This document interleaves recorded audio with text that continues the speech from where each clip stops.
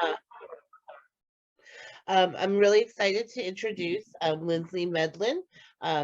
He is an international executive with more than 30 years of experience building and running businesses.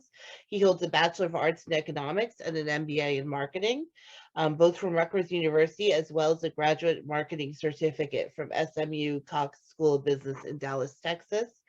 Additionally, he's a certified blockchain professional who has studied Bitcoin in depth and is the founder of the New Jersey Blockchain Center. Mr. Medlin is an educator, published author, speaker, and consultant, and we're very excited to have him here to talk to you all today. All right, thank you. So, so everybody knows, as I go through the presentation, I will take questions. If you have them, put them in the chat. And I will be stopping at several places throughout the presentation to check in and make sure that everybody's is following along. If the question you have is relevant to what we're talking about at the time, I'm happy to answer it. If it's something that's a little bit off or tangential, we'll deal with those at the end so that we can get through the presentation, okay? So I'm going to go ahead and share my screen and we'll get started.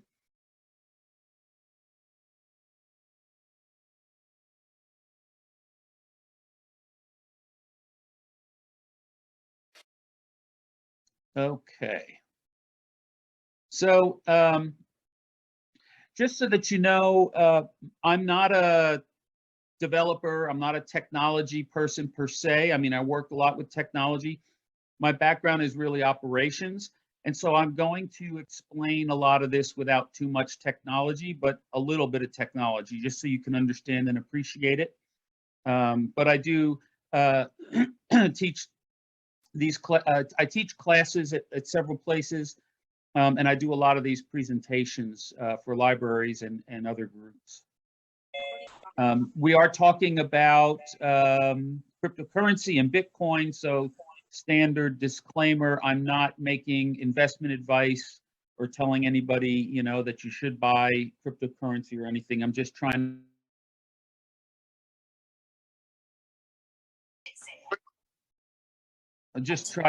trying to educate you and so that you can make you know, decisions on your own. Okay. So we're going to cover a bit of an introduction, a little bit Bitcoin background, why Bitcoin is important, how it works, and then a little bit about using Bitcoin and cryptocurrency. We're going to mainly talk about Bitcoin. There are many, many cryptocurrencies, but the concepts are basically the same. And I'm going to try to move through, you know, fairly quickly because there's a lot I want to try to share with you. Cryptocurrency is a new form of money. It's digital money, peer-to-peer. Oh, I need to fix that typo there. That should be a parentheses. And it's a form of money that was created. Cryptocurrency was really started with Bitcoin, and launched together with the technology that we refer to as the blockchain. But think of it this way. Think of Bitcoin as the ability to send someone a gold coin over a communication network as easily as sending an email. It's a way of communicating using the internet and using digital technology, but instead of sending information, now we have the ability to actually send value, digital value. Some people say it's gold for nerds. Yeah, maybe it is. You know, one of the directors of the US Mint had said that Bitcoin and the ideas behind it will be a disruptor to the traditional notions of currency, and in the end, currency will be better for it. Warren Buffett is not a big fan. He is basically said, stay away, it's a mirage. He's referred to Bitcoin as rat poison and then rat poison squared. But then you have the chairman and CEO of Goldman Sachs, who at one point said that he was still considering the value of Bitcoin. And he said, just know that, you know, we were also skeptical of paper money when it displaced gold. But as for that you know, the quote from Warren Buffett, actually just today in the news was this. He invested $1 billion in a bank that does business with Bitcoin, and he dumped most of his Visa and MasterCard stocks. And his portfolio now is full of companies that are involved in crypto. So, you know, I guess to some degree that rat poison doesn't taste too bad when he's able to make money off it. Ben Bernanke has said that virtual currencies may hold long-term promise, particularly if the innovations promote a faster, more secure, and more efficient payment system. And then again, on the flip side, Paul Krugman has said Bitcoin is evil. He says nobody understands it, but he's also the person that also told us that the internet's impact would be no greater than the fax machine. Brian Armstrong, the CEO of Coinbase, for those of you who watched the Super Bowl and you saw that QR code bouncing across your screen, that's Coinbase. He has said that digital currency may be the most effective way the world has ever seen to increase economic freedom. If this happens, the implications are profound. It could lift many countries out of poverty, improve the lives of billions of people, and accelerate the pace of innovation in the world. The president of Colombia has an advisor, basically the chief technology officer for the country. And his advice and he advises the president of Colombia on technology. And he has said that Bitcoin is probably the most brilliant piece of software ever. Eric Schmidt, the CEO of Google, or former CEO at this point now of Google, has said that Bitcoin is a remarkable cryptographic achievement, and the ability to create something that is not duplicable in the digital world has enormous value. So much so that, you know, when a company like Facebook sits up and says they're going to create their own cryptocurrency to facilitate payments on their network, the world sits up and takes notice. Congress wanted answers to what is the impact of this going to be.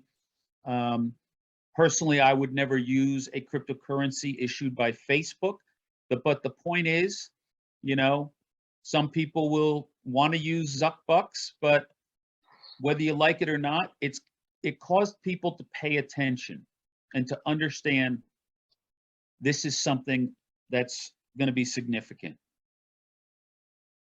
And then this past year, Amazon announced they were hiring a digital currency and blockchain expert. Walmart hired a digital currency and cryptocurrency product lead. So you hear people, as I said, that have positive and negative feelings, right? So some people say Bitcoin will never work. People said the internet will never work. People said Uber will never work. Airbnb will never work. Cannabis will never work. But typically what you find it's the people that are entrenched in the current status that tend to downplay the significance of the new technology. C.S. Lewis said, when the whole world is running towards a cliff, he who's running in the opposite direction appears to have lost his mind.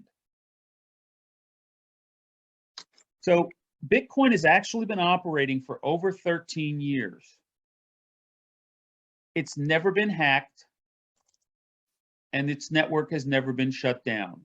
And I want to be clear about this because you hear people in the news or you hear people say your Bitcoin got hacked.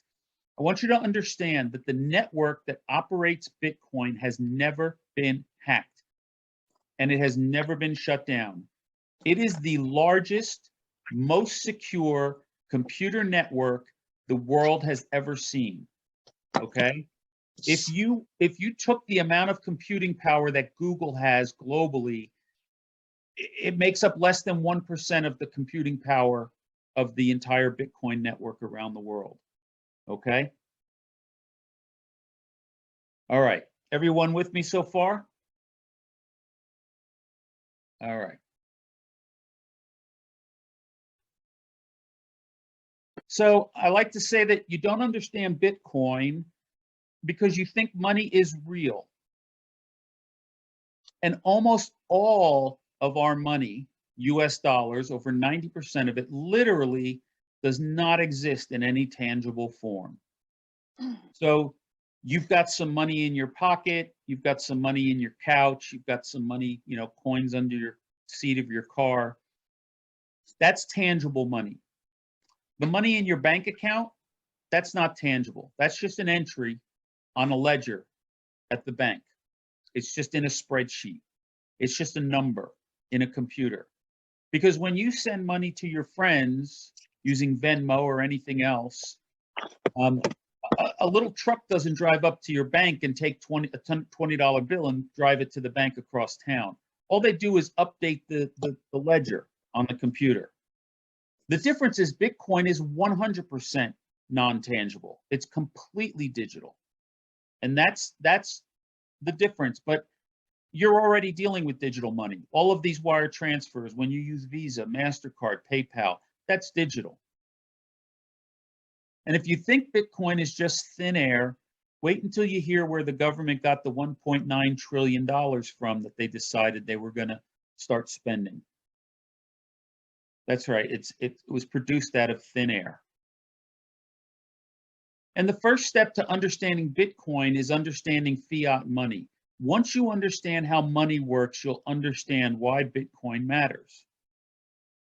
We used to have money that was actually backed by something. It was backed by gold or silver. And old bills used to actually say that, right? They said gold certificate or silver certificate, and that it was payable on demand, that you could actually turn in your $100 bill for $100 worth of gold, because that $100 bill represented gold that was held in reserve. And that was backed by gold or silver. Almost 30% of Americans still believe that the US dollar is backed by gold. 4% of Americans believe the US dollar is backed by oil. The reality is that the US dollar isn't backed by anything, okay? It's what we call fiat money. Fiat is a Latin phrase or term that means by decree. Our money is money because our government decrees that it is money and it is acceptable to pay debts, okay? Our dollar today, if you'll notice on it, says it is a Federal Reserve note. It is no longer a gold certificate or a silver certificate. It's not backed by anything, okay? It is simply money because the government says it's money. And so some people think that, if you run out of money, the bank goes broke. And so if you look at Monopoly, it says, what if the bank runs out of money? Well, some people think the bank is bankrupt if it runs out of money. The bank never goes bankrupt. You use slips of paper to keep track of the banking transactions until they have enough paper money to operate again. The banker may also issue new money on slips of ordinary paper. That's how our banking system works, just like Monopoly. The bank never goes broke. So we have, these challenges where during times of inflation, they're printing money. When there's deflation, they're printing money. When the banks go broke, they're printing more money. And, at a certain point, that money becomes less valuable because when you add more of it, the existing money becomes less valuable. And we trust the banks and the government to give us money. This is kind of, a little bit funny, but, the banks don't even trust you to not steal their pens. So Friedrich Hayek was a Nobel Prize winner in economics.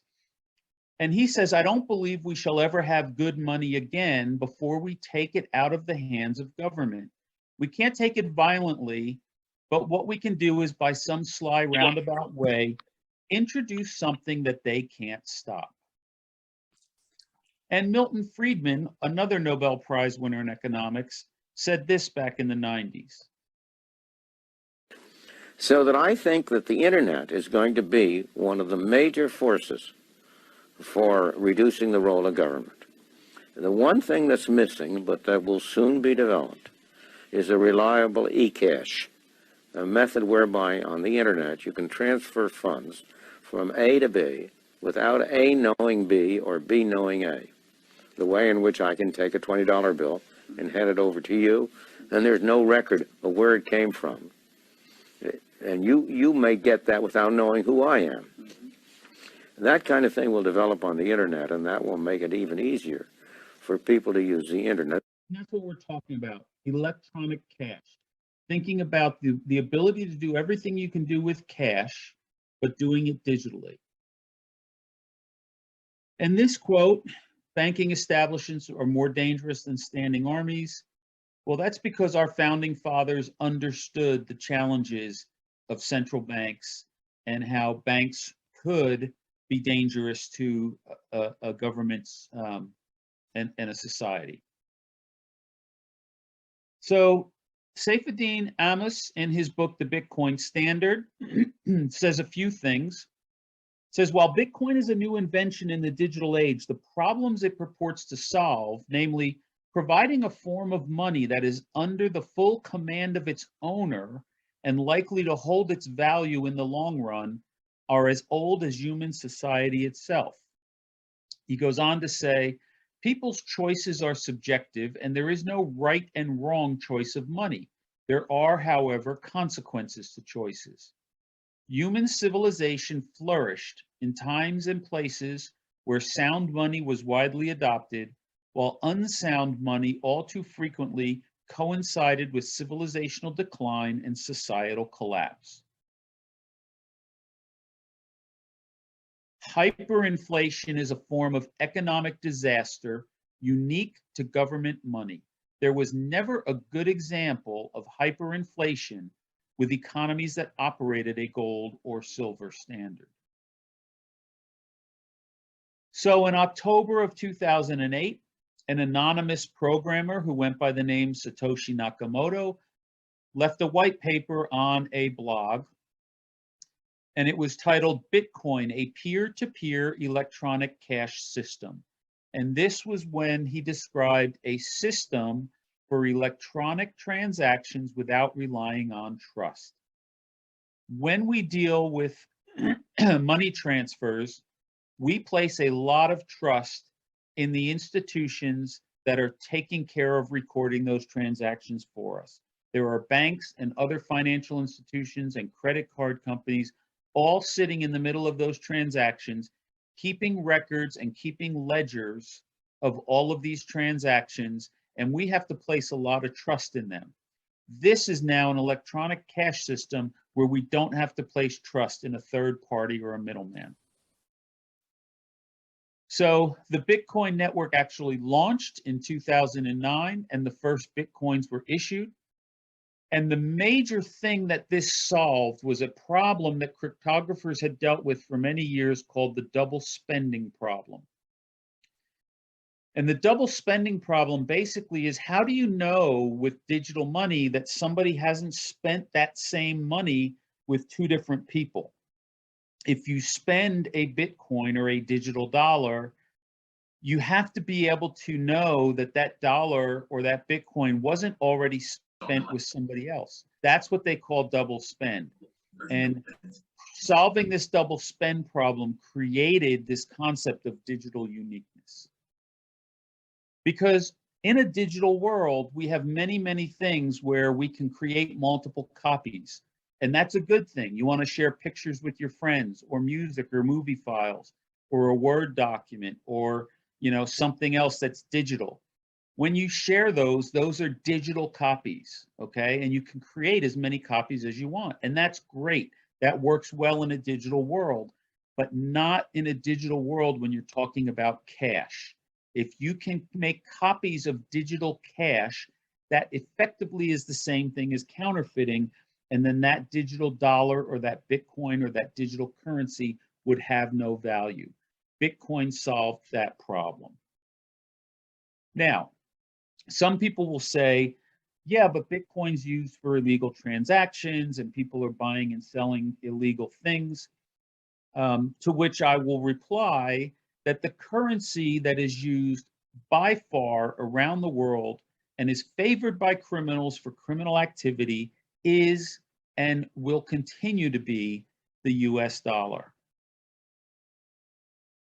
Even though our own Secretary of the Treasury previously had said that he didn't think that any nefarious activity was done with cash, Or Secretary Yellen says, I fear that Bitcoin is often used for illicit finance. But in 2008, banks paid $331 billion in fines since 2008 for illegal money laundering in US dollars and other currencies. So let's not kid ourselves that, you know, our currency is angelic. If you look at the amount of money being laundered with Bitcoin versus dollars, that's kind of a good representation. That little gold dot would represent the amount of Bitcoin versus all of those other dots, which are US dollars. So Deutsche Bank was fined $700 million for laundering $10 billion in illegal funds. HSBC, $1.9 billion in fines. That's fines. That's not how much money they laundered. That's the fine for the illegal activity. NatWest Bank fined $351 million for failing to prevent money laundering. So we can see time and time again that our banking system is already used, you know, by far for illegal transactions. And to the point where, you know, there's so much corruption in the financial system and so much going on. I want to share this little clip with you from a gentleman in the European Parliament. For the EFT, Mr. Bloom has 2 minutes. Commissioner, Mr. President, I rise again, I'm afraid, to make the same old hoary speech that I've been making here for several years, and that is, it is my opinion that you do not really understand the concept of banking. All the banks are broke. Bank Santander, Deutsche Bank, Royal Bank of Scotland, they're all broke. And why are they broke? It isn't an act of God. It isn't some sort of tsunami. They're broke because we have a system called fractional reserve banking, which means that banks can lend money that they don't actually have. It's a criminal scandal, and it's been going on for too long. To add to that problem, you have moral hazard, a very significant moral hazard from the political sphere. And most of the problem starts in politics and central banks, which are part of the same political system. We have counterfeiting, sometimes called quantitative easing, but counterfeiting by any other name. The artificial printing of money, which if any ordinary person did, they'd go to prison for a very long time. And yet governments and central banks do it all the time. Central banks repress the amount of interest that rates are, so we don't have the real cost of money. And yet we blame the real retail banks for manipulating LIBOR. The sheer effrontery of this is quite astonishing. It's central banks that manipulate interest rates, Commissioner. And plus, underneath all this, we talk loosely, in a rather cavalier fashion, do we not, about deposit guarantees. So when banks go broke through their own incompetence and chicanery, the taxpayer picks up the tab. It's theft from the taxpayer. And until we start sending bankers, and I include central bankers and politicians, to prison for this outrage, it will continue. All right, everybody with me still? So we've got this new digital currency that solves a lot of challenges. And why is it important that we have this type of money? Well, one of the main differences here is that we know that cash is a currency, but cash is not a payment network, right? In order to exchange cash, we have things like PayPal, MasterCard, Visa, Venmo. Those are payment networks for exchanging cash around, moving cash around. But those payment networks, they're not currencies. Bitcoin is both a currency and its own payment network simultaneously. Bitcoin is a currency that gets exchanged through its own network without having to have those other intermediaries in the middle do that process for us. Now, Bitcoin is used in a variety of ways. Some people view it and use it as a currency, just like a dollar or a euro or a yen. Some people use it as a store of value, just like they would invest in gold or silver to, hedge against inflation. Some people use it as a payment system, just like they use Visa, MasterCard, PayPal, or Venmo as a way to send money. Bitcoin is all of those things wrapped up into one. And it's just really the next evolution in payment systems, just as the credit card was when we previously only used cash. So remember, money has evolved, right, over the years. And credit cards was a way to take using money to the next level. Bitcoin takes it now to the next level for the digital age. So we need to talk about who cares about digital money that's not controlled by a third party, and why is it important? Well, if you live in Venezuela or Argentina or Zimbabwe or any other country that has significantly devalued their currency by overprinting and creating hyperinflation, then you want to know, where can I store my value or my wealth that it can't be destroyed by government fiscal policy? This is a real thing, right? At one point, the Bank of Zimbabwe has issued a $100 trillion bill. How worthless does your currency have to be that you have a $100 trillion bill? Worthless to the point where, you've got to push money around in a wheelbarrow, okay? At one point, this was the devaluation of the Venezuelan bolivar over the course of just several months, from the exchange rate of 10,000 US dollars, or 10,000 for to a US dollar, to 70,000 to a US dollar. And over the course of time, this is the volume being exchanged and transacted in Bitcoin in Venezuela going up at the same time that the value of their currency has been going down, because those citizens want to put their wealth into something like Bitcoin. They'd love to get euros or US dollars because those are much more reliable, but they can't. It's illegal and they can't get access to them, but they can get access to a digital currency that's not restricted. And these are real pictures of people living in economies where the cash is so worthless that it actually, it has to be stacked up and pushed around in bundles. But people can accept Bitcoin anywhere around the world. And you see a lot of different countries in a lot of different areas of the world are starting to adopt cryptocurrency. And you see Turkey at the top there.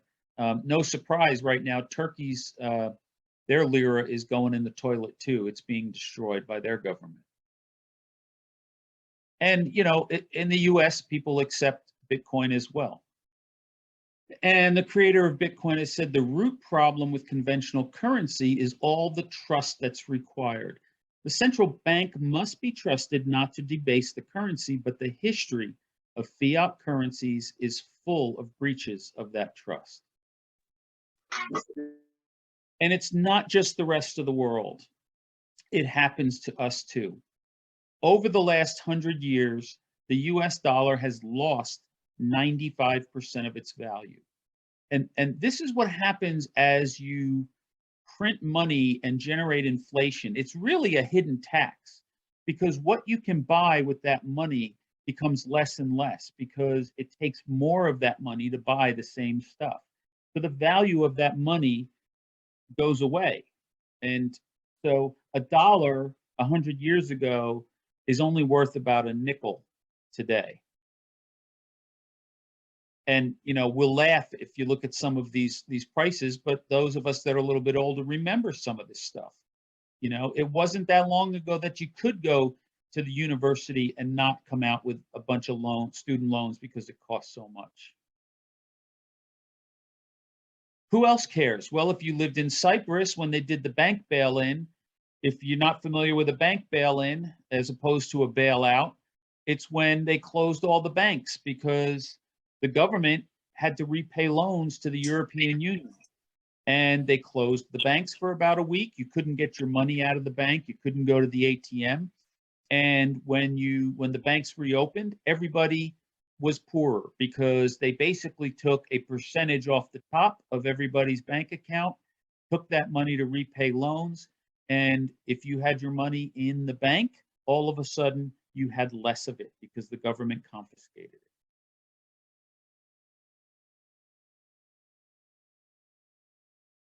And, even back when we had gold, it became illegal at one point in the US to own gold, and the government confiscated all the gold. So this is not new stuff, and it's not just the rest of the world. Who else cares or should care? Well, the unbanked. That's a term we use for people that do not have access to financial services. Roughly 2.5 billion people around the world, including people in the United States. Some countries like the Philippines, it's over 75% of adults don't have access to a bank account. So having something like Bitcoin, which is a currency and a financial system, is important to people that don't currently have access to our financial systems. Anybody who uses a bank really should care because people have their accounts locked all the time for various reasons. WikiLeaks had their account locked when the government said they didn't want them to be able to process donations. Probably many people have never heard of Operation Chokepoint in the US. We see this around the world. Russia freezes the bank accounts of opposition parties. And then they turn around and they say, well, we'll just take our donations in Bitcoin because Russia can't turn off Bitcoin or stop it. A woman actually had her bank accounts shut down in France because she tweeted that it took her too long waiting online to get service, and the bank shut her accounts down. And when Visa, MasterCard, PayPal, Amex, and everybody were told to stop processing payments for WikiLeaks, they started accepting Bitcoin. And when Operation Chokepoint went into effect in the US, as I said, you probably may not have heard of it because it wasn't reported a lot, but it actually was enacted under the Obama administration through Eric Holder in the Department of Justice as a way to go after what they considered risky businesses. And the way they went after them, the choke point was to shut down the access to financial systems, close bank accounts for anything they deemed risky. And this was done without congressional oversight. These were legal businesses, okay? Now, you may not agree with all of these businesses, right? But all of these businesses were legal businesses operating legally in the United States, and the US government was going around shutting off bank account access by forcing the banks to debank these businesses. And it's going on even today in the news. There's currently a Biden nominee for the Federal Reserve who has previously said that she would choke off credit to traditional energy companies. This is someone that potentially would be in the Federal Reserve System saying, we don't want to have oil and gas companies anymore, so we're going to turn off credit from the financial system. And those of you who are following what's going on in Canada, this is just over the last week and even this week as well. A court blocked millions of dollars from being donated to truckers from this convoy. Canada says it will freeze the bank accounts of the truckers who are continuing their blockades, expanding the scope of terrorist financing rules. So I want you to listen. I have some clips of this, the woman here who made the announcement in Canada. I want you to listen to what they're saying. Actually listen to what she's talking about. We are announcing the following immediate actions.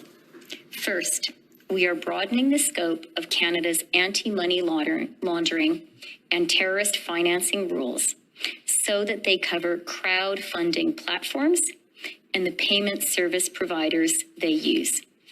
These changes cover all forms of transactions, including digital assets, such as cryptocurrencies.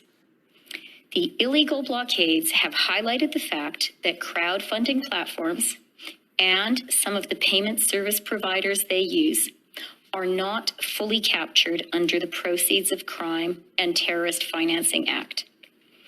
Our banks and financial institutions are already obligated to report to the Financial Transactions and Reports Analysis Centre of Canada, or FINTRAC. As of today, all crowdfunding platforms and the payment service providers they use must register with FINTRAC, and they must report large and suspicious transactions to FINTRAC. This is referring to the court actually blocked crowdfunding services from accepting and delivering donations to the truckers. Then she goes on to say, as of today, a bank or other financial service provider will be able to immediately freeze or suspend an account without a court order. In doing so, they will be protected against civil liability for actions taken in good faith. This is about following the money. This is about stopping the financing of these illegal blockades. We are today serving notice. If your truck is being used in these illegal blockades, your corporate accounts will be frozen. The insurance on your vehicle will be suspended. Send your semi-trailers home. The Canadian economy needs them to be doing legitimate work, not to be illegally making us all poorer. and I would say if the goal is to stop making people poorer, we need to look at the financial system itself. This is happening today as we speak in Canada. And don't think that this stuff can't happen here, okay? This is why something like Bitcoin is important. Because cash is under attack, and in many places it may soon disappear. It may soon disappear. By the next generation, we may not have cash in the US. Everything might be digital. And the problem is, beware of a cashless society, because once they start shutting down bank accounts and freezing bank accounts, and you don't have cash to fall back on, and you've been excluded from the financial system, that is a very, very frightening prospect. Obviously, anybody using a bank account should care. If you travel around the world, right, and you pay fees for financial transactions and conversions, it's important. If you send money around the world to family or friends, international remittances in 2021, the global average was 6.3% fees on international remittances. In Syria, it's as high as 23%. So these fees range quite a bit. And if you want to know how much money we're talking about, according to the World Bank last year, the amount of money sent back from people in one country to another country around the world, $751 billion, all subject to the fees in this system. And that's because when you send money, you have multiple institutions involved that are taking that money, sending it through an intermediary bank, converting that currency, sending it to the local bank. All of those banks are taking a cut. They're all taking a fee, and it's a slow process where a wire transfer could take up to a week. With Bitcoin, you have a system where one person can send another person cash through this digital network directly and securely and instantaneously. So when you hear about, you can send $50 for $5 fee in Western Union, right? You can send any amount of Bitcoin around the world 24/7 for virtually relatively low, almost no fee comparatively. Someone posted that they used Western Union to wire $4,000 to their family in the Middle East. They paid $78 in transfer fees and $116 in currency exchange fees to send their own money to somebody in their family. Well, there was actually a transaction a few years ago where $194 million of Bitcoin was transferred from one address to another, one account to another, instantaneously, and the network fee was 10 cents. Think about the impact of that on our financial system.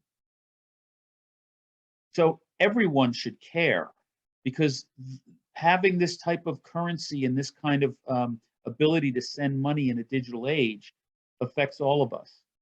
One of the cryptographers who's been involved in creating this over the years, David Chaum, had said, the difference between a bad electronic cash system and a well-developed digital cash will determine whether we have a dictatorship or a real democracy.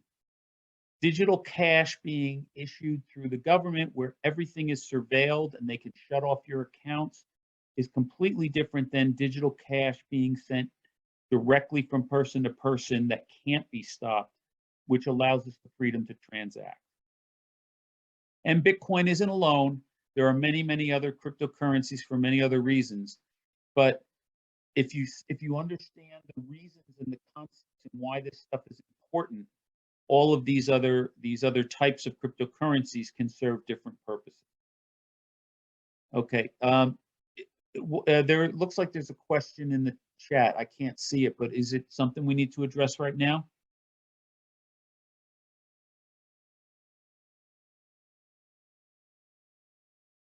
Are you there, Amy?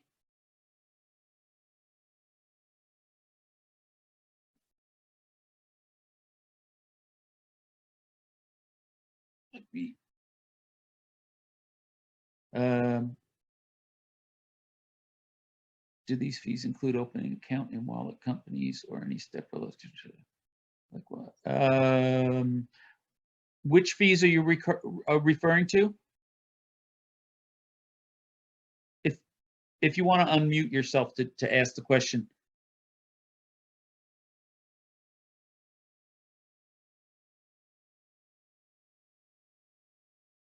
Who asked that question?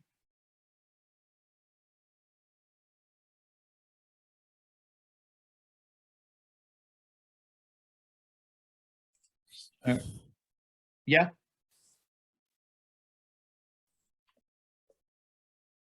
All right. Well, we can get back to that. I'm not sure which fees they were referring to.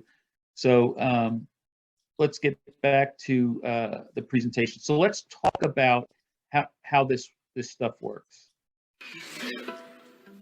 When you want to buy something normally, using your normal bank card, this is what happens. I give my card details to the shop. The shop asks the bank if I'm good for the money. The bank checks its records to see if I've got enough in my account. If I do, it lets the shop know. It updates its records to show the movement of money from my account to the shop's. Oh, and it takes a little cut for its trouble. Now, if you wanted to remove the bank from that system, who else would you trust to keep those records and not alter them or cheat in any way? Well, I wouldn't trust you. I wouldn't trust you. In fact, I wouldn't trust any single person. But I might trust everyone. The idea is you don't have a central record of transactions. Instead, you distribute many, many copies of this ledger around the world. Each owner of each copy records every transaction. So, to buy something using cryptocurrency, I give the shop my details. The shop asks all the bookkeepers if I'm good for the money. The bookkeepers all check their records to see if I have enough. If I do, they tell the shop, and then all update their records to show the movement of money. So there's no way that a forged transaction can make it in. If I try to alter a ledger, it won't match all of the other copies, and it gets rejected.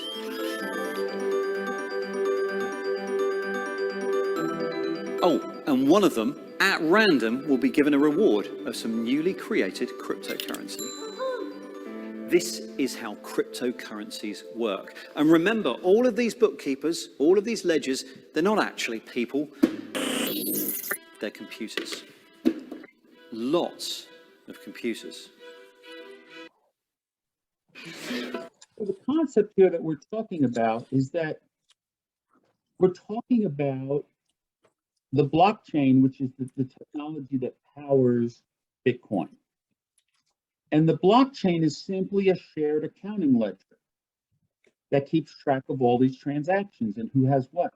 But it uses cryptography and it uses the computer network to track these assets and to secure that the ledger is not being tampered with. We've had double entry accounting and bookkeeping ledgers for hundreds of years. This is now an adaptation of this ledger for the digital age. And we don't have to rely on one company or a bank or some institution keeping track of these transactions in a single location in between. Everybody keeps a copy. All the copies stay updated. Okay, with the economics. I'm sorry?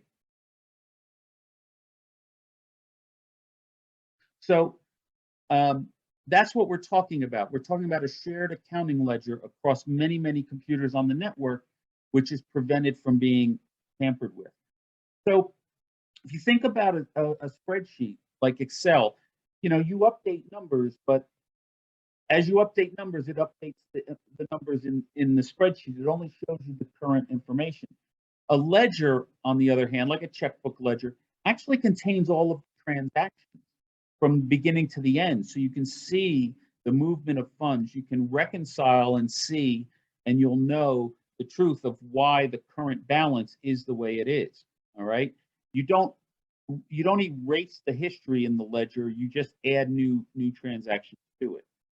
So let me explain to you the concept of the blockchain without using technology. Okay, we're going to use a paper blockchain. So let's assume we all live in the same village, and throughout the day we transact with each other. We're buying and selling. Okay, and as we do that, we have an accountant that we tell them all of these transactions for the day, and every day they start a ledger for the day. Okay, and they record all of these transactions and movements of money. At the end of the day, we're going to take that ledger and we're going to post it on the fence outside of City Hall. Everyone can see it. We all can agree that these are the transactions and who has what and who owes what. And we're going to take that ledger and we're going to staple it by overlaying it over the previous day's ledger. And the accountant's going to put their thumbprint in wax over that staple. And then it's going to look like this. Every day, there is a ledger of transactions, and they're all connected to the previous day.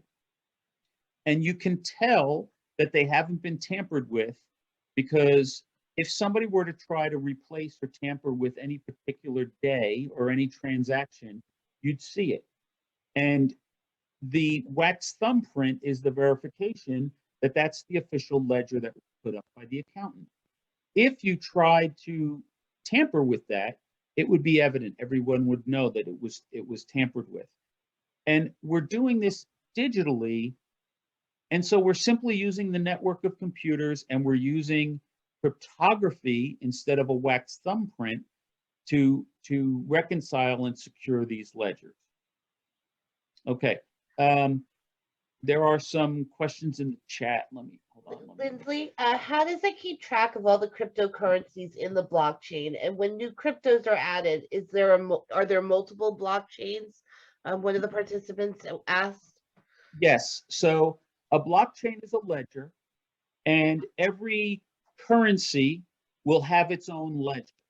So there is a blockchain for Bitcoin, and there is a blockchain for Ether, and there is a blockchain for Litecoin or Dogecoin. So every currency has its own ledger, okay? And now there's also protocols that allow, some movement of currencies from one ledger. So it's basically swapping between currencies. But each currency has its own ledger to track its own assets. Let me see here. Let me scroll up.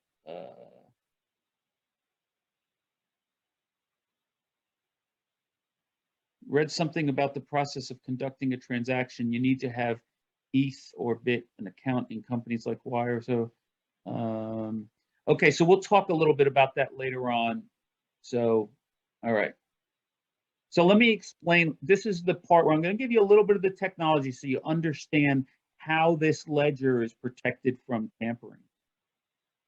So there's this concept called a hash, and a hash is simply a digital fingerprint for data. Just like every one of us has a thumbprint, for example, or our fingerprints.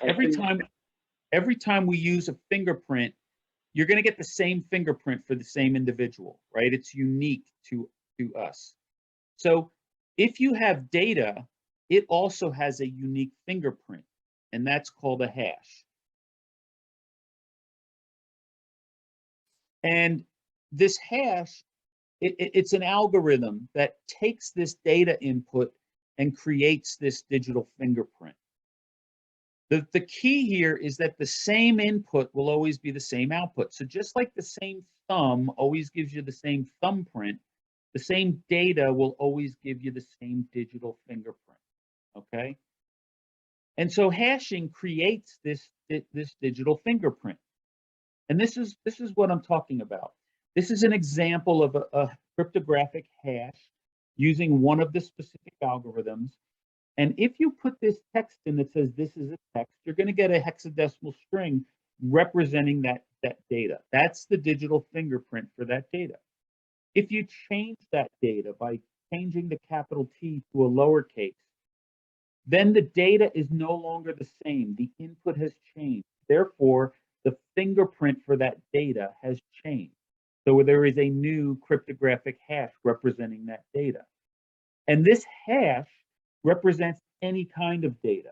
You can put, a single character. You can put a PDF, a Word file. You can put a digital image or a video file. You can put the complete works of William Shakespeare into this algorithm, and mathematically, you will still get a digital fingerprint that represents that unique data. Now, why is that concept of having a unique fingerprint for data important in a blockchain? Well, a blockchain is simply taking batches of data. Remember the sheets that we use, like for every day. Basically, you're taking batches of data and adding them to the ledger at the same time. When you do that, every one of those transactions in that batch, L1, L2, L3, can have a hash which represents that transaction. It's the digital fingerprint. And if you take the hash of transaction 1 and you take the hash of transaction 2 and you put them together, you then run that through the hash algorithm again, you now get a digital fingerprint that represents both of those transactions together. And if you do that, you eventually get one ID, one fingerprint that represents all of the transactions in that batch. The reason that's important is because if anybody were to try to change anything anywhere in that tree, if they were to try to change transaction number 2, it would change the hash of transaction 2, which means then the combined hash of transaction 1 and 2 is now changed. And therefore, it has a ripple effect all the way up so that the digital fingerprint of that data batch will have to change if somebody changes anything in the data. So in using cryptography, it becomes very evident that a data set is not the original data set that it should be, and if somebody's trying to tamper with it.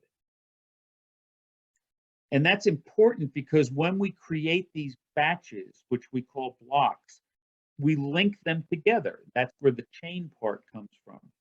So the blockchain is taking batches of transactions and linking them together because the hash, which represents all of the data in block 1, for example, is then included in block 2.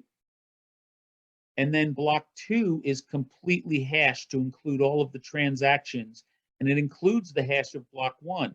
The hash of block 2 is then included in block 3. What this means that if anything changes in block 1, that hash changes. So the hash of block 1 is now changed. It invalidates every other batch that comes after it. And now the system knows that something's wrong because it will not match all of the other copies of this ledger that all of the other systems on the network have. And so what we're talking about here is we're not trusting a central authority. We're trusting the computational work. We're not trusting someone, we're trusting something. Let me just take a quick, whoop. Let me just take a quick peek here. What do we got? The recording will be posted, yes. Okay. All right, so everyone understand that that's just a little of the technology, but the cryptography allows us to know that the data has not been changed or tampered with. So it is a secure record of transactions that is not controlled by one entity, it's shared across all of them. Therefore, no one entity or bank or government controls it. Nobody can change it. Nobody can stop it. Nobody can confiscate it. Okay, everybody with me? So I'm going to talk just a little bit about how you would use Bitcoin and cryptocurrency. And this is just a brief overview. You know, really understanding this and using it would require a little bit more time and attention, but just an overview so that you can get your brain around it. A few things, obviously, we know these investments are different. There are no fail-safes for mistakes. Because there is no bank, there is no Visa, there is no MasterCard, there is no PayPal sitting in the middle of a transaction between two users. There is no company to call when you screw up, right? You have responsibility, you can control, you can be your own bank. But if you send your money to the wrong account, there's nobody that can go get it back for you, okay? So with all of the benefits of this technology, you also have to take responsibility that you're in control of your own, of yourself, okay? There is no Bitcoin headquarters, there's no Bitcoin customer service, right? Your computer could get hacked, you can you can have user error, lots of things. So anyway, you know, and just, you know, take the same precautions you would take for doing anything. Be secure and be cautious. All right, let me just run this short little video to help you understand conceptually again a little bit more about how this works. Imagine a bank vault where you have a safety deposit box. Your key opens one of the boxes, where you can securely store physical valuables like gold coins. In Bitcoin, there are digital keys. Think of them as very long passwords. Your private key gives you access to a wallet, which unlocks billions of unique Bitcoin addresses. Each one is a virtual safety deposit box that only you can open with your key. And there are more addresses in this virtual vault than atoms in the universe. The doors to these boxes are transparent. You can see inside them. Here's one with digital money, 0.21 Bitcoins. Sending them from one box to another is what's called a Bitcoin transaction. We'll explain that later, but for now, just remember that these digital coins can only exist inside these transparent address boxes. can't be copied, and can't ever leave the vault. And this vault is owned by no single entity. You don't need permission from a government, a bank, or a corporation to use it. I hope you're going to start to appreciate this is a phenomenal, new piece of technology. So what we're talking about here, excuse me, is that there is a bit of information that you can hold that has value. And as long as no one else knows that information, you own that value. So the value we're talking about is the Bitcoin, right? And it is stored on the blockchain in these accounts. And the information that you hold is what we call the private key. When you think about the private key in cryptography is really similar to saying it's your password, okay? And if only you have the password to the account that holds the Bitcoin or to that virtual safe deposit box that holds your Bitcoin, only you can unlock that value and spend it or send it to somebody else. And then when you send it to somebody else, it moves into their account. Just like if you transfer money using a bank or PayPal, it moves from one account to the other account. But because we're using a system that is secured with cryptography, we don't have to have the bank do those transactions for us in the middle. We're doing it with technology. The key to remember when you're using cryptocurrency and Bitcoin is you always have to back up your private keys and always keep your private keys private, okay? If somebody has your private key, they have access to all of the funds you have in any of the addresses you have on that blockchain. So this is critical. You need to make sure you understand this as you get involved in these technologies and these currencies. But the money is actually stored on the blockchain. It's not stored in your computer. So if for some reason your computer gets stolen, for example, and you still have your private keys, you can recreate your wallet on a new computer because you have the key to do that. And you can then access those funds, which are on the blockchain. And you'll hear about terms of addresses and wallets. So an address is like your bank account, okay? It's just that this address is created and it's signed using cryptography. You digitally sign transactions. And this address is owned by whoever has the key to unlock it. That's the private key, okay? So the address is like your bank account, and the private key is your password.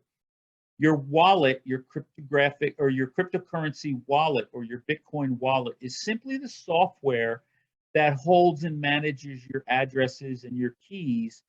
And it uses your private key to digitally sign a transaction so that when you send a transaction to the network, it knows it's unique and it knows it's a real transaction because you've digitally signed it using the private key that only you have. No one else can recreate a transaction or forge a transaction. There are a couple of kinds of wallets. You'll want to be familiar with these. There are custodial wallets and non-custodial wallets. A custodial wallet means that somebody is holding custody of the funds on your behalf. That is like a bank. That is like a brokerage, stock brokerage service, right? You don't actually have the money in your pocket. It's in your bank account, and the bank is the custodial agent. They have custody for you. There are wallets like that in cryptocurrency, such as, exchanges, and we'll talk about them in a minute. But remember, whoever has access to the private key has access to that Bitcoin or that currency. If you use a custodial wallet, you are relying on that organization to hold your private key for you so that they can hold your custody of your Bitcoin for you, just like a bank does. That has certain drawbacks that you need to be aware of. A non-custodial wallet in cryptocurrency means no one else has custody. You have ownership of your own, 100% control. You have the private key. No one else has access to it. So no one has custody. And like I said, a Bitcoin wallet, similar to a credit card, doesn't actually have any Bitcoin in it. Your credit card doesn't actually have any money in it. There's no money in your debit card. The money is in the ledger, the digital entry in the ledger that the bank is taking care of for you. The Bitcoin wallet is simply holding the public and private keys that allow you to access your funds, okay? The funds are in the vault on the blockchain, but your wallet helps you build and send transactions, control the keys, sign those, digitally sign those transactions. There are hot wallets and cold wallets, very important. A hot wallet is considered hot because it is connected to the internet. A cold wallet is considered cold because it is not connected to the internet. So let's talk about some of these wallets. Hot wallets will be things like online web-based wallets. That would be something like Coinbase. So the ad from the Super Bowl. Coinbase is an online exchange and an online wallet provider. You would use them and you would trust them to manage your funds, just like you would use a bank to custody your funds. And they offer you one version of their wallet is a web-based wallet online. That is a hot wallet connected to the internet. Desktop wallets that you use on your computer, like Electrum or Wasabi, for example. It's software you download, you use on your computer. Your computer is connected to the internet. That desktop wallet is considered a hot wallet. Mobile apps that you download to your phone, like Samurai or Coinomi, or Coinbase has a mobile version. Those are hot wallets. They are on your phone. They are connected to the internet. Now, there are protections for these wallets. They have passwords and pins, and they have certain levels of security. But as long as that wallet is connected to the internet, you could be susceptible to hacking if someone hacks your computer and you don't have proper security and you don't have a secure password. So just be aware that that's what a hot wallet is. A cold wallet is something that has been built, the hardware device, specifically for storing these cryptographic keys for you on a device that is not permanently connected to the internet. They're small devices. They will connect to your computer using a USB cable.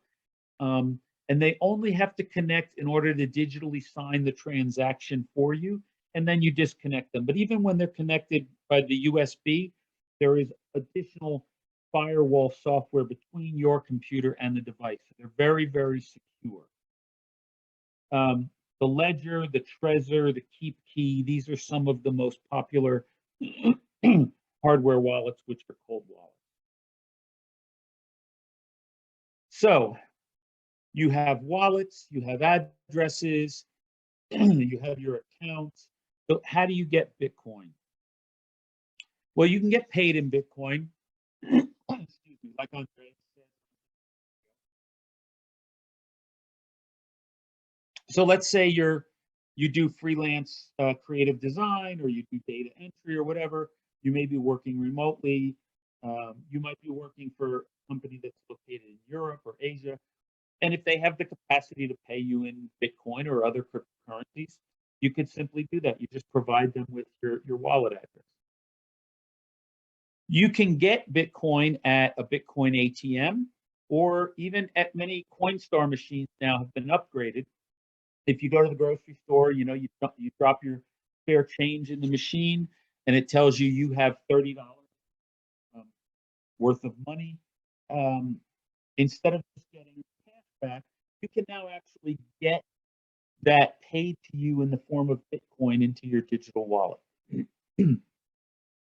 You can trade Bitcoin with a friend, right? You could give me $20 and I can transfer $20 worth of Bitcoin to you from wallet to wallet. You can use things like Cash App. There's other things like PayPal and Venmo now. You can also get. Make sure also, as you educate yourselves, what you can do with that Bitcoin.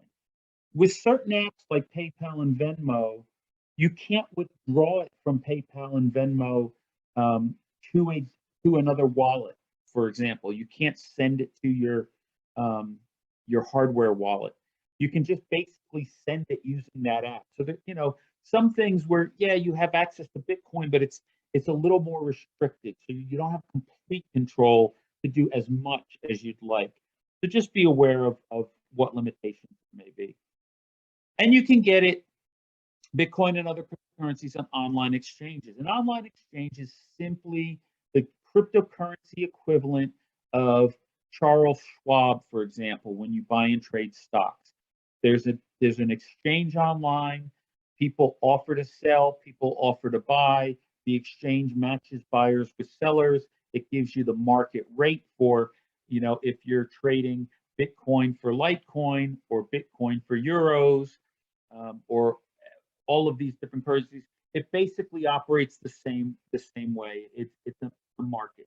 And Coinbase and Binance are two of the big ones that you can use. Coinbase is probably the easiest one for beginners to get started with and get used to it. But most experienced people, as they get more knowledgeable within the crypto space, start to move on and start finding other tools and things they want to use. I still use Coinbase every now and then for various transactions, but I don't keep things on Coinbase. I move them off to a hardware cold wallet. So here's a short video that kind of explains a little, so you can kind of see it in action. The easiest ways to be able to get Bitcoin is through a Bitcoin ATM. And there's hundreds of them popping up around the world, mostly in North America and Europe. So here we are at the Workshop Cafe with a Bitcoin ATM, and we're going to turn $5 into Bitcoin.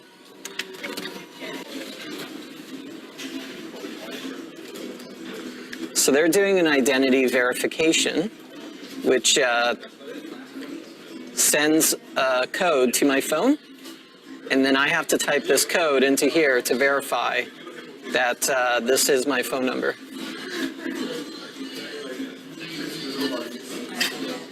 Okay, so after I verified that this is my actual phone number, now we have the choice of being able to buy Bitcoin, sell them Bitcoin, or verify our identity even more.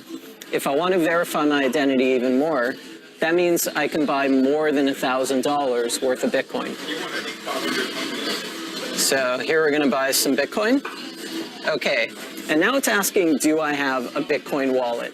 And yes, I do. I already have a Coinbase wallet, and I want the Bitcoin to go into my Coinbase wallet. So how do I get somebody to send me money? Well, I show them what my Bitcoin address is. And for here, it's being represented as a QR code. So I'm going to pull that up here. And in this QR code is embedded my Bitcoin address, where I want them to send me my Bitcoin. So I'm going to say yes. Okay, and now it's asking for me to show them the QR code. There you go. Now it knows where to send my Bitcoin. Okay? And so just like any other ATM, you put in the money, or like a vending machine, you put in the money, and it's going to send me some Bitcoin. And it's accepted my cash. Print a receipt here. Okay. There you go. So that's my phone number. That's the reference. That's the price I bought it at. I deposited $5. That's how much Bitcoin. And that's the address that they're sending it to. Another way to be able to get some Bitcoin is by exchanging cash for Bitcoin from someone in the community or a friend. And you can use a website like Local Bitcoin to do that, to find other people. So how much Bitcoin would you like to get? I don't know, but maybe for $5. Perfect. Sure. All right, so here I'll just take out my Bitcoin wallet. I just downloaded a wallet as well, so Okay. I can pull that one up here. There, mycelium, and receive. Okay, and then I will put in 5 USD, and then send. Okay, and so that's how easy it is to be able to exchange Bitcoin with a friend. So in that example, right, you saw nobody was involved in that, right? Two people exchanging funds, person to person, over a digital connection, over the phone. There was no bank involved. There was no corporate entity in the middle of it. Nobody could stop that transaction from occurring, just like nobody could stop you from handing money to somebody else. Nobody could surveil that transaction, right, and decide that they don't want it to happen. So it allows you to send and exchange value over the internet in a digital fashion as cash, much the same way that cash works today, but it's not restricted by distance. You can send that value anywhere in the world instantaneously, one user to the other, directly, without a bank, a government, a company, or anybody else sitting in the middle, slowing it down, watching what you're doing, or taking a fee for that transaction. The key to remember with all of this stuff, I want to stress again, is keep your private key secret and always keep backups of your private keys. The only way you can access your currency is with your private key. Now, your private key will be stored and managed in the software wallet that you use. But if you were to lose your phone or your laptop is destroyed in a fire, as long as you have a backup of that private key written down in a safe deposit box or in a different location that is secure, you can always regenerate the wallet and get access to your currency again. And there are plenty of other resources, right, on YouTube, online courses. There's groups on Meetup that meet and talk about this stuff. But hopefully now you know enough that you feel comfortable doing a little bit more research, talking to other people, maybe downloading a wallet, maybe opening a Coinbase account, and hopefully starting to get experience and exposure with this, that it's no longer this big mystery. Okay. So let me stop my screen sharing now, and we can I was just going to say there's a question in the chat about a business owner had a question. Okay. I have a business, so how do I accept Bitcoin's payment and deal with the QuickBooks issue? I already have a personal coin business, separate coin. Okay. So yes, as a business, you can accept payment. There are a couple of different ways to do it. There are some processing services. Just you use, for example, Visa and MasterCard. There are some processing services that will also process cryptocurrency transactions. So, for example, if I believe you can actually buy Starbucks coffee with Bitcoin. And what you do is when you check out, right, you show them your code, you send it. What's happening at that point of sale terminal in reality is that the processing service is accepting the Bitcoin. And for the most part, I don't believe Starbucks is holding the Bitcoin. I think they're converting it to US currency immediately at the point of sale. They're allowing you to spend Bitcoin, but there is a service that's actually processing it for them. So, point of sale, a lot of point of sale software and terminals now are available that will handle cryptocurrency. But you don't have to do that.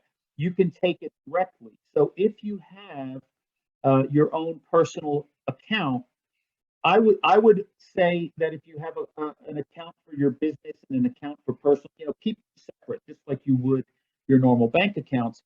But I would probably, if you want to start with Coinbase, that's fine. I would eventually get to a point where you have your own software wallet that's not controlled by Coinbase, like Electrum, for example, or Coinomi or Samurai or something, where you actually would generate the address on your software wallet. You can provide that address to your customer. They would send it to your Bitcoin address. And then you know that you have control of that. It's not in an account at Coinbase, okay? Now, when it comes to QuickBooks, this is also a good question because cryptocurrencies go out 8 decimal places. Most software typically only handles 2 decimal places. If you're dealing with Bitcoin and you're rounding it, there's going to be a huge difference. There is a software product.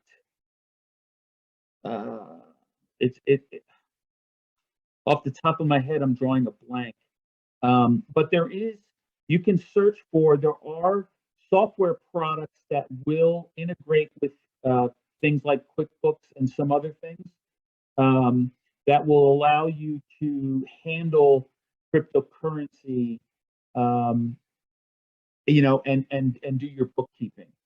I wish I knew the name of that off the top of my head. Gilded, it might be Gilded, Gilded. You might try Googling that, but yeah, and a lot of the stuff, it's just been developed in the last few years. So more and more of these types of things will proliferate. But yes, you can use and accept Bitcoin in your business. You can post a wallet address online, or if you're generating invoices, you can print the QR code or print the address on there. It's a little bit cumbersome because these are long strings, but eventually it will get better. There are wallets that are starting to be integrated where you can have like readable names, like your business name, like you would have for like your web address, and then it would point that to various cryptographic. But yes, if you're comfortable starting to do those things, there are ways that you can do that. What cold wallet would I recommend? I think Trezor is a good one to start with. Ledger is a good one, but Ledger, the interface is a little bit different. So maybe starting with Trezor might be the easiest. KeepKey is also a good one. I mean, I use all of them. I've tried them all.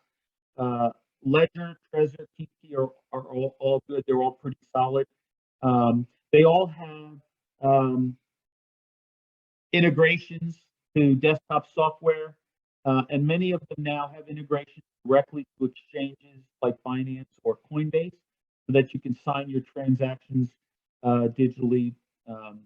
Basically, all you're using the device for, the cold wallet, is to sign a transaction. So if you were sending a transaction, it would not be valid until you connected that hardware wallet, digitally put in your password and signed it, cryptographically signed it, so that it's a valid transaction. And that prevents people from being able to counterfeit transactions. An event to educate young people on crypto. Youth Summit digital event. Okay, good to know. I'll have to check that out. Yes, Gilded Finance. So you can check with them. They're pretty well known. They've been around for a few years. I know the people who, or at least one of the co-founders. They're reputable. They've gone to a lot of these conferences, and they're really committed to this being a viable business. Were there any other at the top that we didn't get to? So getting back to this question about fees, there's no fee to open an account. There's no fee to download a software wallet. The only time you would pay fees is if you go to Coinbase, for example, and you want to buy Bitcoin there. There is a transaction fee, and they'll tell you what that fee is. Typically, if you go buy it at a Bitcoin ATM, that fee is probably going to be higher than you would get on something like Coinbase. If you buy Bitcoin from a relative or a friend, like they did in that video, there's no fee. I mean, typically, if you want $5 of Bitcoin, someone's going to give you $5. They're not going to charge you $5.50, for the most part. So, let's see. Process conducting a transaction, you need to have Etherbit. When you send a Bitcoin transaction to the network, you can send that without any transaction fee, or you can put a fee on that transaction to incent the network to include your transaction in the next block. So, for example, if you want this transaction to go through as quick as possible, you can put a fee on there, and the network will say, "Oh, I'm going to process this transaction because someone's paying me a fee." Basically, like buying to get in the front of the line. You don't have to. Your transaction will get processed, but it would do that. Now, on the Ethereum network, Ether is the currency to power transactions on the Ethereum network, and you do have to have a small amount of Ether, which is referred to as gas. They call those the gas fees that power the network. So if you send a transaction through Ethereum, you have to have some of that currency in your Ethereum wallet to pay for the transaction fee. Depending upon when you do it, those fees could be higher if there's a lot of congestion on the network. But there are a lot of solutions being built that offload some of that. These are the growing pains that happen with the new technology. But yes, you sometimes, depending on which network you're using, you have to pay that network's fee. But again, if you can send $194 million around the world instantaneously, even if you paid a $100 fee, right, it would cost you hundreds of thousands of dollars through the SWIFT network with a wire transfer. So, it's all relative. Okay, were there any other new ones? What websites do you recommend to learn more on different cryptocurrencies? Well, I mean, if you go to someplace like Coinbase, there is some educational content there. There are, like I said, there are some good YouTube channels that have a lot of educational videos that will, they'll cover different cryptocurrencies and how they differ. The difference in cryptocurrencies is really, it's like using a different software program, right? It's a different design. So Windows is designed for, to function. Mac operating system, Linux, they're all different, right? And then there are different programs, right? You have programs that do Microsoft Word processing. You have programs that do spreadsheets. So, right, you can create software to deal with really any kind of application. The different cryptocurrencies many times are being created to do different applications. So Bitcoin is a pure cryptocurrency. It was created to be money, basically. There are other cryptocurrencies that are not created to necessarily be money, but they're created as currency to fund and to use on that network.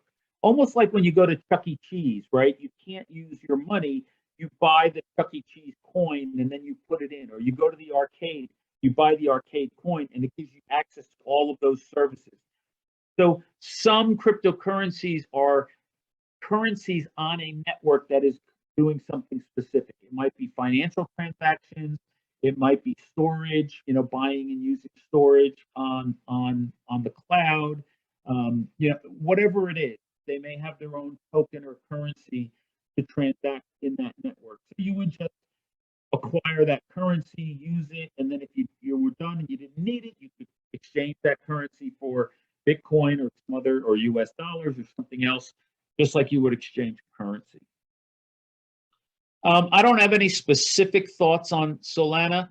Solana is another network layer. So what's happening is, so you have Ethereum, for example, and it gets congested. So there are networks that are being built on top that you can conduct transactions using Ethereum, but then on this different layer. So Solana is a version of that. There are other network layers. So I mean, Solana seems to be so far, a solid project. But you can read their white paper. You can do some research on it and understand what is the purpose, what are they doing. There's Terra network. There's all kinds of other networks that are being built. Let's see. Some cryptocurrencies require continuous mining, using potentially so much electricity and other don't require mining. Okay, so with these networks, with all of these distributed networks, there is a process for the network which is called consensus. And the consensus means, how do you get all of these computers to agree on what the current ledger is and who's going to be able to build the next batches on the blockchain? So there are algorithms that manage this consensus. So Bitcoin uses an algorithm called proof of work. The work means that the computers on the network are spending electricity, right, to calculate these puzzles, these math puzzles, so to speak, and that's their investment that secures the network, right? They're investing in the equipment and the electricity to do these calculations, and that's called proof of work. There are many others now, different types of algorithms. The next one you'll hear a lot about is called proof of stake. So instead of spending money on the electricity and the hardware, in proof of stake, you spend money on that token for that network, and then you stake it, which means you basically bind to a contract that says, I'm going to process transactions for the network in a trustful and reliable way. And if I try to fraudulently cheat the network, I will lose the money that I've staked. And that's the cost for being a bad actor. And so those types of networks don't require the electrical computation. There are pros and cons to all of these different types of consensus algorithms. There are many, many other types. There are many, many that are being developed, and there are new ones that we don't even know of that people will, uncover and discover as they, continue to build on these systems, just like the internet has continued to evolve. But I will tell you that so far, for the last 13 years, the only one that we know has a good track record, the longest track record, is the proof of work that Bitcoin does. Now, that's not to say it's the only viable one, but so far, that network has been the most secure. It's never gone down. It's never been hacked because of the strength of that proof of work consensus algorithm. So when you start changing consensus algorithms, you're making trade-offs between different components to secure the network. And that's what these engineers and these cryptographers are doing, is they're building out different algorithms, they're testing them, and they're trying to make sure that they can come up with the next evolution of how can we get something that's as secure and that people will rely on and can trust, that we know will work.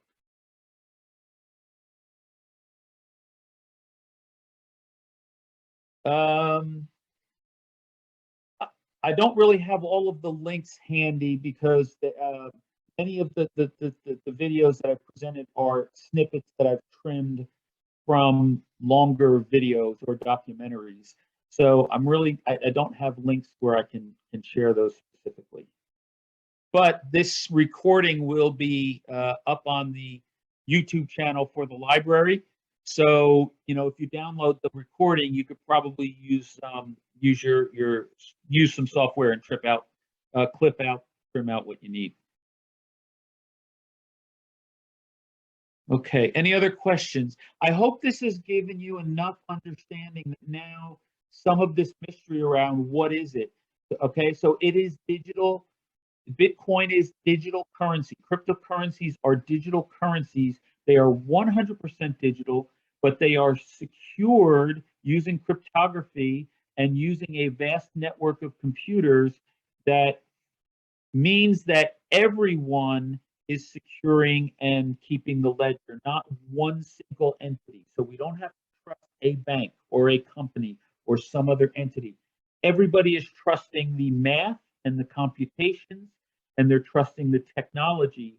So they're trusting something instead of trusting someone.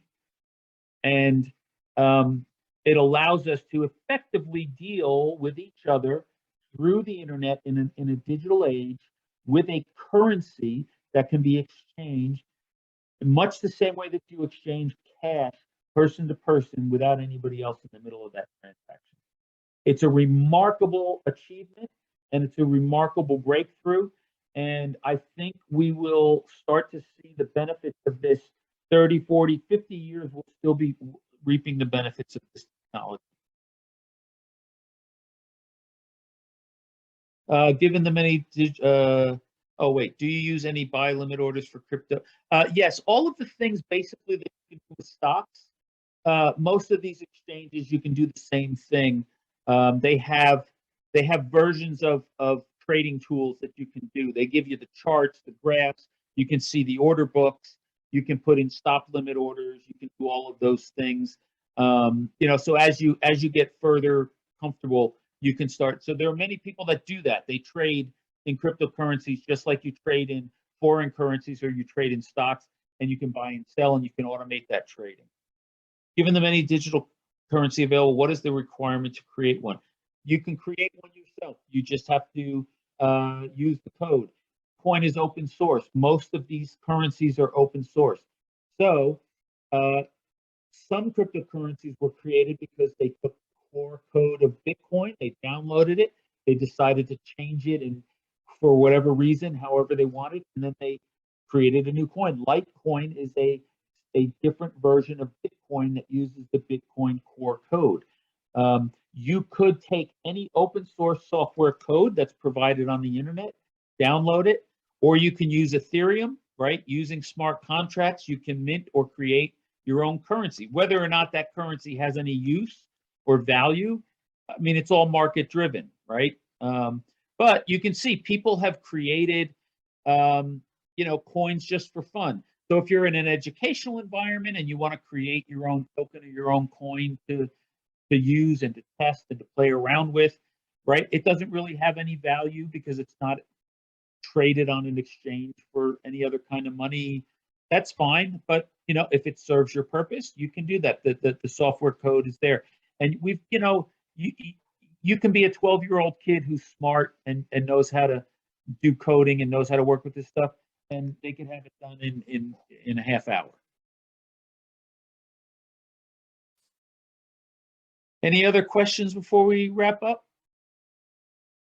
So like I said, hopefully, you guys, this has been helpful, but educate yourselves. There's a lot of good resources out there, and, it's very, very powerful. So I hope you get a chance to explore it and play around with it, use it, find a friend, send it back and forth to each other, your spouse or your children, and that hands-on experience is invaluable. Thank you so much for joining us, Linsley. Oh, my pleasure. My pleasure. Thank you all for attending. Yes, thank you. And have a good evening, everyone. Have a good evening. We're gonna hopefully have this uploaded to our YouTube channel soon. So if anybody missed any parts of the video or anybody that would like to see it, good night, everyone.